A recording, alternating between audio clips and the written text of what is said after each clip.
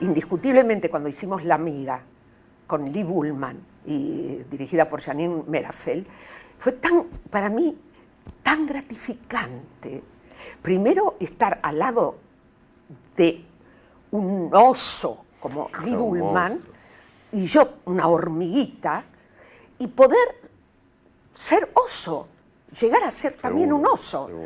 Y esa generosidad es la generosidad de los grandes, que la tiene Liv también, como la tuvo conmigo María Casares, otros grandes actores, o Jorge Don bailando.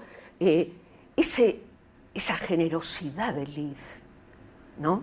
Ese poder trabajar como cuando trabajaba con Alterio, o cuando trabajó con Lupi, o con Víctor, que con ellos trabajé en varias películas.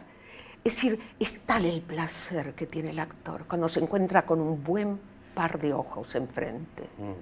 No solamente los ojos. Yo recuerdo que a Lupi yo le toqué el dedo fuera de cámara, en La Amiga, cuando él me cuenta de que no pudo hablar con el hijo.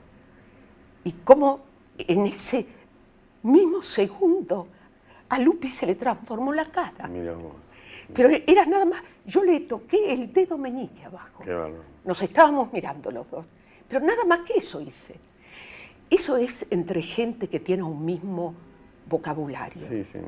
¿No? Sí, está conectado. Están conectadas de años. Con Alterio trabajamos tantos años, con Renan, con Lupi, con Víctor. Seguro, seguro. ¿No? Es decir, teatro y televisión y cine.